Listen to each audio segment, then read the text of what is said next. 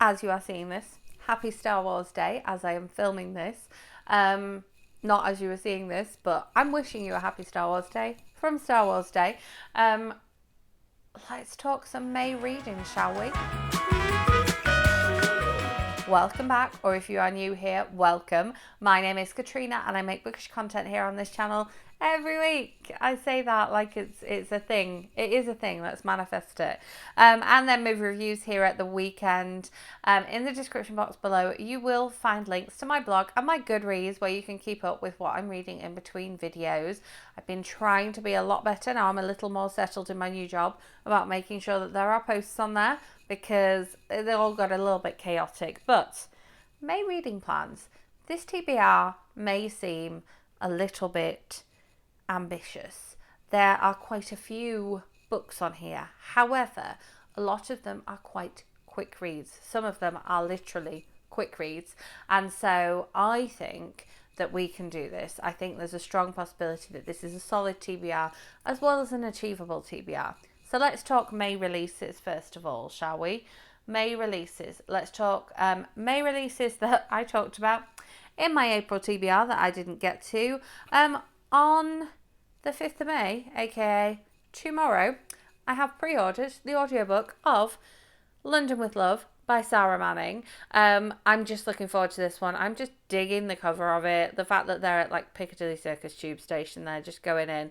I want to be there right now. I want to have just come out of a theatre or a bar or both and just be going into that tube station. I don't know a whole lot about this. It's a rom-com. It's going to be amazing. And as I say, I have pre-ordered the audiobook, so there's every possibility that I'm going to read this one ASAP. Probably, hopefully, as you are watching this, I will have already started it. That's the best part. It's brilliant.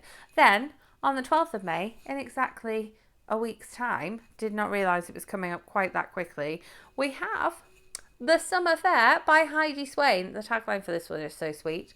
Love, friendship and new beginnings. And I love the cover for this one. I think it's fantastic. We're going back to Wimbridge, but we've not been to Wimbridge in the summer for a long time, so I'm very excited about reading this one. I was really hoping to read this one during my Easter holidays, but I moved house during my Easter holidays instead, so that's what happened there. It is what it is. This one comes out in the UK on the 12th of May, and there will, of course, be links to all of the books that I am talking about in this video in the description box below. So if you forget anything or you want to know dates of anything, they will all be linked below. Then, also, on the 12th of May in the UK, but the 3rd of May in the US, we have one of my most anticipated books for the year. This was on my 22 books to read in 2022, which if you haven't seen it, I'll leave it linked up above because, Past Me was so ambitious. This is I Kissed Shara Wheeler by Casey McQuistin. I'm hoping as well to get the audiobook of this one from my library because I am already on the wait list for it. As I say, it's already out in the US, came out in the US on the 3rd of May, and it's coming out in the UK on the 12th of May. This is the UK cover. The US cover is the same but green, and then there's a Barnes & Noble special edition, which is purple. I like the purple one. I like this one. I like them all. I might have to take myself on a little trip to find the best edition and go with that one because it's just very sweet. So even though I have the audio on hold from my library, this is, well, it's in the YA section of my library, so I'm guessing that it's YA romance, but it just sounds fantastic. And I've enjoyed Casey McQuistin's book in the past. Her 2021 release was one of my favourite books of 2021, so that should be good. And then on the 17th of May in the UK, and I believe this is the UK cover as well, very excitingly, we'll almost definitely end up listening to this one on audio because let's face it, I don't really read an awful lot aside from audio, but this is Something Wilder by Christina Lauren. So Hayley, if you are watching this, I am up for buddy reading this one, and then I think that Hayley and I should just get together and talk about it here on the channel rather than doing it virtually. I think we should get together in real life. This is adult romance and I'm just really, really excited for it. But yes, I will probably end up putting a hold on or pre-ordering the audiobook for this one so that I know it's coming, because Christina Lauren on audio is always fantastic and I'm very, very excited to read this one when it comes out in the UK on the 17th of May. And then we have a new series from Bella Osborne. If you are not already subscribed, make sure you are, because I'm going to talk about Bella Osborne's most recent book in my April wrap-up. Spoiler alert there. So yeah, hit the notification bell so you don't miss out on that. But she has a new multi-part series. We haven't had one of these in a little while from her. They've been like whole books coming out, so I'm excited that it is a quick read, because I've got myself covered with audiobooks so far. Then this one I'm going to have to read on my Kindle because it's an ebook release, but it's a quick read, and I always love reading these ones as part of quick reads. So much so I have so many quick reads on my TBR this month. I am almost considering doing Battle Books. It'll be a year since I did the last Battle Books. Crazy. So let me know in comments, should I do Battle Books because I've got enough quick reads to do it? Let's see. So this is A Wedding at Sandy Cove. This is the title of the new series, and part 1 is called Always the Bridesmaid. I'm just loving the sort of setting of Sandy Cove here, and the fact that the cover has a couple of glasses of bubbly on it as well. I'm here for that. I think that, this would make a lovely Bookstagram picture too, or perhaps I should just have bubbly and flowers nearby whilst reading it. Again, let me know your thoughts and comments. And then I know that this one was on my TBR last month, but I actually took it away with me for the Easter holidays thinking, yes, I'll definitely sit and read this with a cup of tea. I read 40% of one book whilst I was away that week. 40% of one book. That's it. The rest of the time was spent doing things that I didn't have time to do during term time on my computer, like things like changing my address and ordering IKEA furniture and booking holidays and things like that. So that's exciting, but I didn't do any reading. Watched all of Bridgerton though. This is my personalised proof copy, which matches my lipstick. This is what we did here. We've got metallic red lipsticks to go with the metallic red book.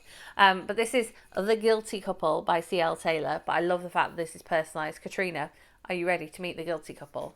And then, yeah, I like the number 1, Run and Hide. Number 2, Fight to Clear Your Name. And then we can slide it up. Number 3, Get Revenge. Hashtag The Guilty Couple. And it's a floppy proof. And I really want to sit and read it. So, here's hoping that May is the time that I read this book, because I just really want to, because it's beautiful. This one comes out in the UK on the 23rd of June, but I would like to read it. There's always May half term. I know there's technically the end of May half term is in June, but there's always May half term if I don't get to read it during term time. We shall see.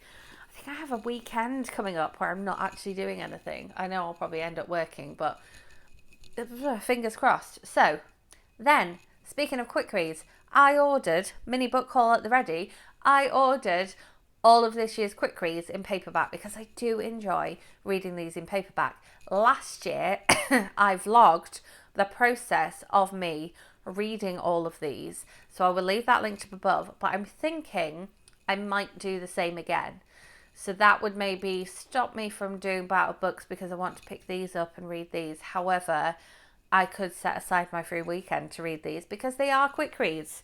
So we have Sofia Khan and the Baby Blues by Ayisha Malik. This one says, have you ever been tempted to start again? And this one is a lovely short 157 pages. So there's that. I love the sound of all of this year's quick reads, by the way. That is adult fiction. Then this one is one that has been abridged, so it's slightly longer, but this is non-fiction. I'm excited by that. So this is My Name is Why, and it says it's been abridged especially for quick reads. So a bit like This Is Going to Hurt by Adam Kay that came out as a quick read last year or the year before. That was abridged for quick reads as well. And this one says a true story about growing up in care and fighting to succeed. And so I know this one's going to be a bit emotional. This one is slightly longer because it is just abridged and not a specific quick reads. So this, oh no, it isn't slightly longer. It is only 140 pages. So this one is shorter than this one, even though this one is thicker. That's interesting, but I love the fact there's a non-fiction in there. Always love a bit of non-fiction. And then we have a couple of things that are outside my comfort zone, but that's the best thing about quick reads, isn't it? The fact that you can read outside your comfort zone, you can try a new author. So this one is I I think it's a police procedural. So it sets me up nicely for attending Harrogate International Crime Festival this year, which happens literally the weekend I break up from school. Last year, I was in the vicinity of Harrogate, but I was having to quarantine, having just flown back from America for 10 days, and that included the weekend of the festival. So this year I have tickets to a couple of events, so let me know in the comments if you are going as well. So this is The Cutting Season by M.W. Craven. Pose just hanging out on a Saturday afternoon. Hanging from a hook in a meat packing plant isn't how Washington Poe wants to spend his weekend. He's been punched and kicked, and when the pale man arrives, it seems that things will go from bad to worse. The pale man is a contract killer, and he and his razor are feared all over London. This sounds dark, this sounds gritty, but again, it's a taste of a new author I have not tried before, and this one is 130 pages. So again, a nice quick read. And then another one that is sort of out my comfort zone, author and sort of genre wise, is Witness by Alex Wheatle. This one says tell the truth or protect his family, and this one sounds thrilling but also a little bit crimey. But this says from the winner of the Guardian's Children's Fiction Prize 2016. Oh, so maybe this is not adult. I'm sure it must be adult. This is only 86 pages, so that's exciting. They do sometimes have some YA ones in these, but I think this is adult. I will let you know in said reading vlog. Very exciting. I haven't done a reading vlog in so long.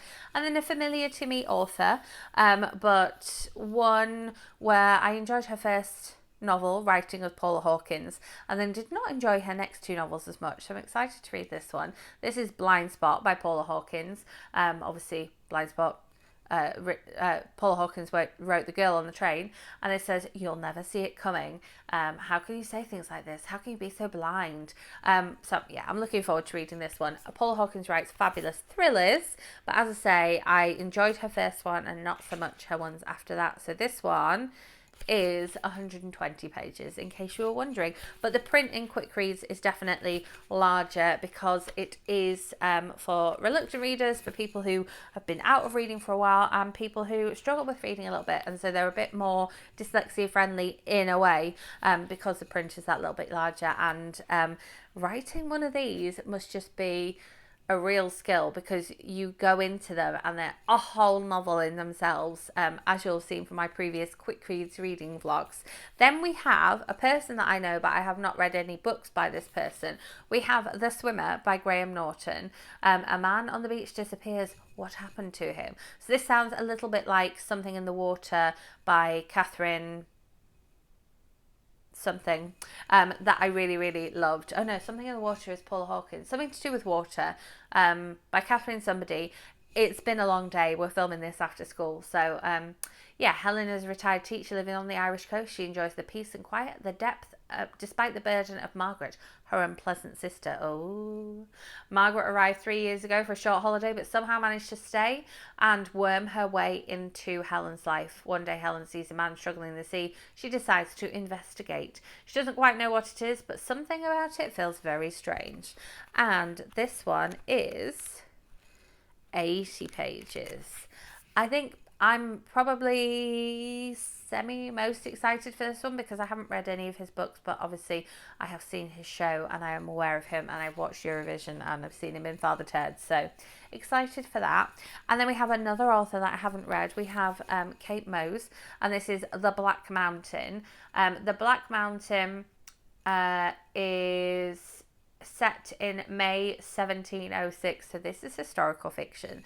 So we're out of my comfort zone in terms of author and genre, but it's a quick read, so I'm fully willing to give it a go. However, Kate Mosse books are normally chunky things. They are normally quite thick, and so I wouldn't normally go there out of my comfort zone like this.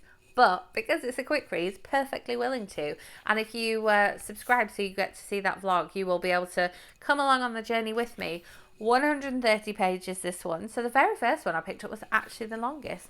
And then we have somebody who not only is a favourite author of mine, an author I've read a lot of before, but somebody who has written a quick reads book before. So I'm very excited for this one. We have The Kiss by Santa Montefiore. One family holiday will change everything. And this is shiny. These other ones are just like buff in comparison.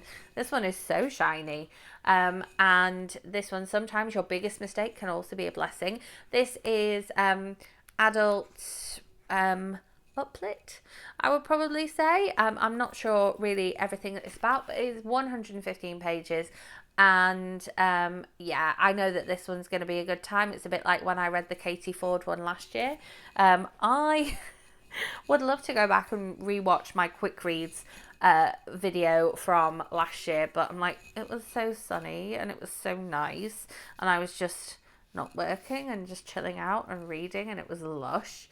So it would make me a little bit, I'd have a bit of FOMO right now. But yes, a little stack of quick reads books there, ranging between 80 and, what was the first one? 157, did I say?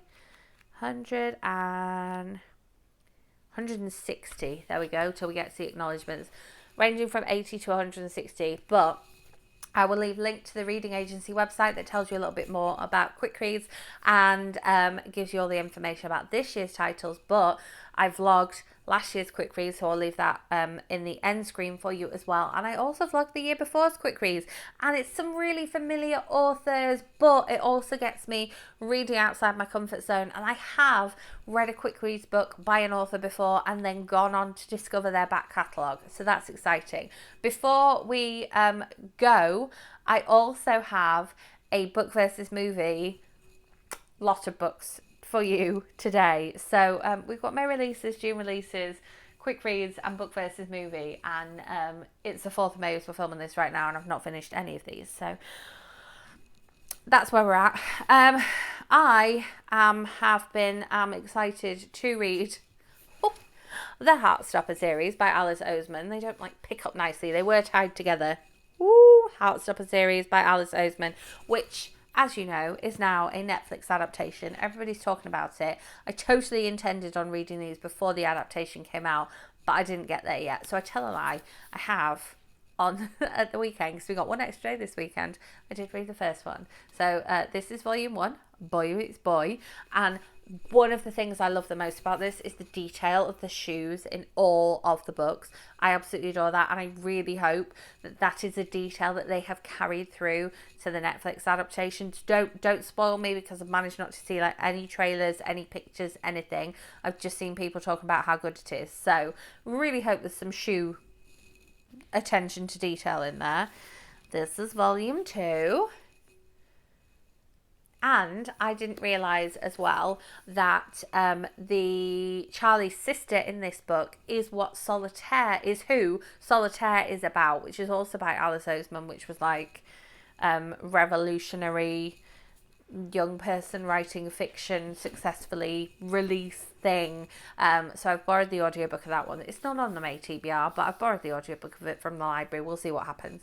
And then this is volume 3, which looks super cute. It feels somehow heavier than volume 2. I'm not sure why. And then, oh God, the artwork on the back of volume 3 there for you. How glorious is that? And then let me just show you some of the artwork from the inside. Let me see if I can find a shoe.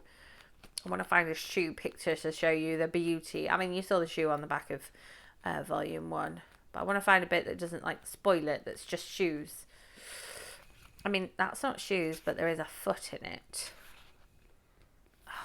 See, like the fact that you can see their texts in the novel, and then, yeah, that attention to detail of the hands and the feet. So, no spoilers. But yes, volume 3 and volume 4, which looks distinctively less summery than volume 3, doesn't it?